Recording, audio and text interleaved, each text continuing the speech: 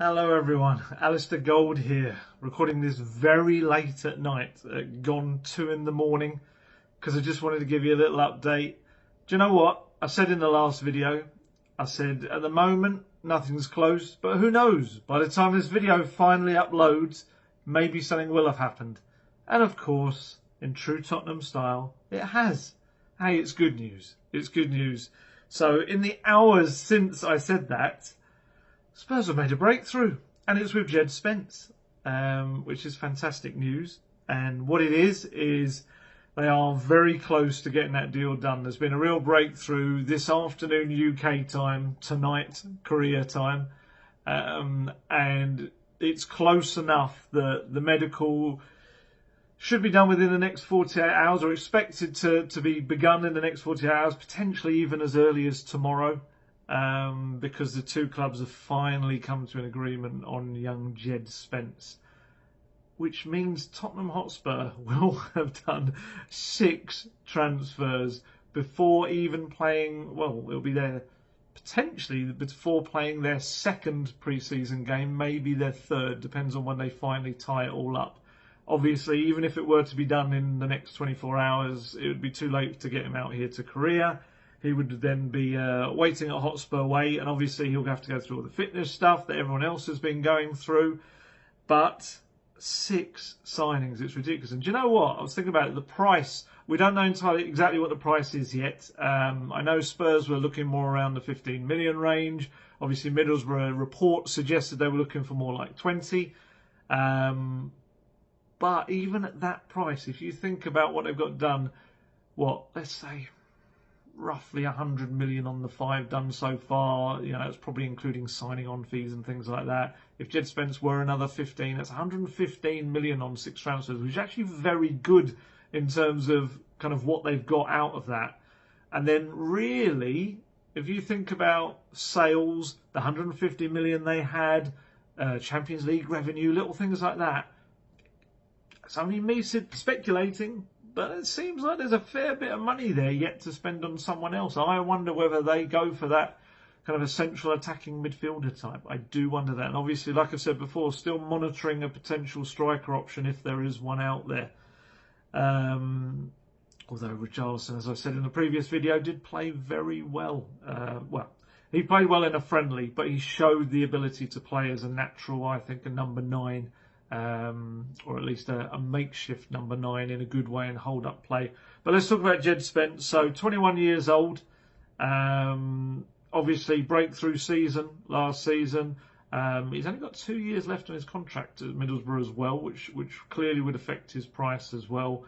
I think I think he actually shares a birthday with me. I've got a funny feeling he is also an August the 9th birthday as well, so he will turn 22 then. As I've said before, Fabio Paratici has gone and watched him live. I think you remember him watching an FA Cup game. I have a feeling he went to watch them when they played Leicester, potentially. Because that's the thing. Obviously, played a lot of Championship games, but he has played 3 FA Cup matches against Premier League teams. Taken on Arsenal, Leicester and Liverpool. And, you know, from all accounts, has done pretty well in all of those games. I think he was man of the match in one of them. Scored in another. Liverpool game was a tough game, obviously, but I don't think he embarrassed himself. Also, I think it was 1-0, wasn't it? They only conceded 1 goal. Obviously scored. He played. I want to get the exact figure for you because obviously, big season for Forest on loan, helped them get into the playoffs under Steve Cooper. 50 matches in all he played last season. 3 goals and 5 assists. That's probably where he needs to improve. Defensively, he's really getting stronger as well. A lot of people praising his defensive attributes last season, but mainly, you look at him as a wing back. And I think that's the key thing for Spurs. They're looking for people that are natural in the positions that Conte wants them in, and I just wonder whether that means that Emerson Royale perhaps does have to head out the door. He's not keen to go from all accounts, from what seems to be suggested. I think his agent has been making it very clear that he doesn't expect him to go. But you look at those options and you look at Matt Doherty and, a guy who fits the wing-back role very well. Jed Spence clearly fits it very well, played it excellently for Forest last season, the Championship, and Emerson Royale doesn't really fit that bill. He doesn't quite tick all the boxes when it comes to wing back. He is very much a traditional fullback, can defend very well, but in an attacking sense probably isn't going to give you what you're after in those attacking areas. And yeah, Jed Spence will. I'm still trying to get my head around the fact that potentially 6 signings could be made within, we're not even, we're the 14th of July today. 14th of July for you. It's 15th of July for me because we've crossed over the time. As you can see, I'm absolutely knackered. You can probably see the reflection in the glass of my bed, which is waiting for me to go to bed. Tottenham do this to me. If it's not my holiday or a day off, and now it appears that they'll do it at 2 in the morning. It was lucky that I was having a very late night meal. We were waiting for a couple of journalists to finish off some stories, so we ended up having to go out very late, and one of them got lost. I'm not naming who, but someone got lost on the Korean subway, headed off in the wrong direction, so it made it a very, very, very late meal. And yeah, I literally just got back as my phone started going mad with various messages from people telling me that things had started to advance. It's just always the way, isn't it? You do a video saying nothing's happened because it hadn't happened at that point. Then, a few hours later, this is the thing, the YouTube videos are taking about 2.5 hours to upload at the moment, which is not good. It's my fault. I'm talking too long in them. That's the problem. When it's an hour and 10 thing, it takes an age. So yeah, that took all that time to upload. But hey, I'm not going to grumble because it's another signing to be able to write about. It's another signing for us to talk about and watch in action. But potentially the Rangers game, maybe, in Glasgow next Saturday, isn't it? Saturday afternoon. Not this one coming, because obviously that's Sevilla out here in Korea. But yeah, fingers crossed. If they could get it done, I'd really like them to get it done quickly. Because if they could accelerate it quite quickly and get it done, then I could ask Conte about it in his press conference tomorrow. He's with Hugo Lloris. It's 4 p.m. Korean time, which is 8 a.m. for you guys in the morning. So as you wake up or heading off to work or something, I'll be doing updates at the press conference. Whereas I wonder if it's not done, I have the feeling Conte probably won't talk about it. But if he does, I mean, ultimately I could still ask him on Saturday. If it gets done by then, I could ask him after the match. It would be just nice to know how much of a say he had in this one. Like I say, I know Paratici watched him. I know Paratici would have given this the green light. And you'd imagine Conte would as well. I think the key thing about it is it feels more like a normal Tottenham signing. More of a young potential player and one for the future. Whereas obviously the bulk of the 5 that have happened so far feel like more kind of the now players. Whereas this is very much a young, I suppose, English player type signing, which maybe Spurs were known for more in the past as well, I'd say. Maybe less so than in recent years. But, we know Spurs have got huge foreign player numbers. In the Champions League, they've got 22 when they can only have 17.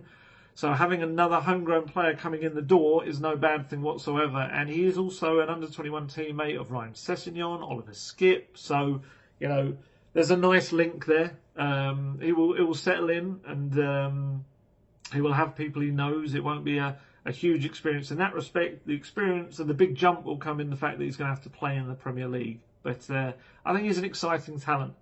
A few people on social media are saying kind of knocking it down slightly, but I actually think there's a lot of potential in Jed Spence. I really do think he could be a very good player for Tottenham in the future. He's got bags of potential, and that's why I say I wonder whether there's going to be backloaded stuff in this deal for Middlesbrough to profit down the line.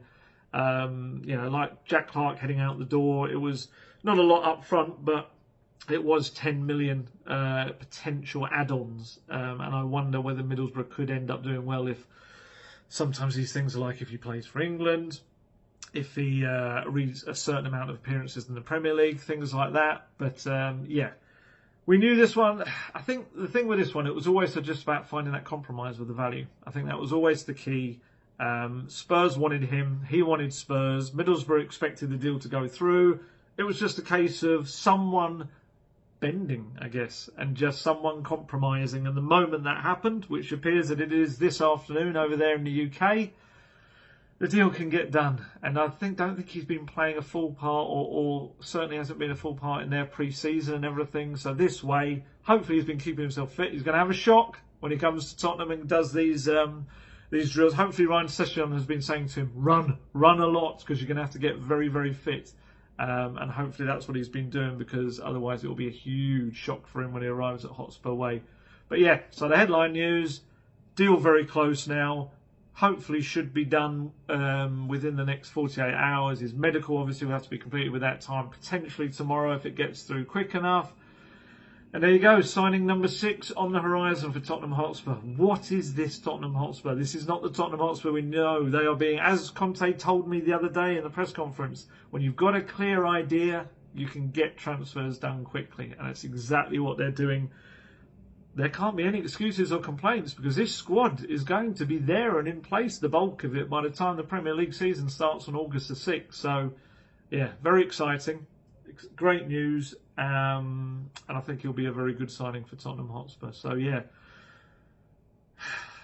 I'm knackered. I'm absolutely knackered. This is the way Tottenham operate and what they do to me. Cruel torture. But there you go. It's all part of the fun of it. I'm going to head off to bed now. And hopefully this uploads a little bit quicker, as it's only 11 minutes. And you'll get this a little bit sooner than the huge wait it was. You'll see in the last video, it was daylight outside, and by the time it actually uploaded onto YouTube, I was walking around in the dark.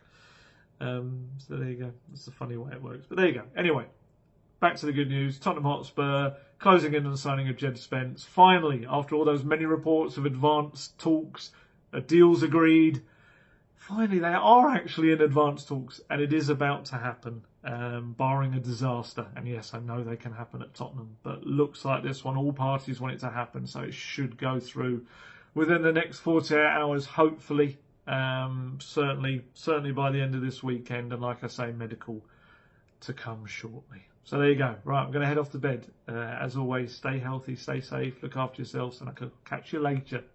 Catch you later. I can't even say it, I'm so knackered. Good night, everyone.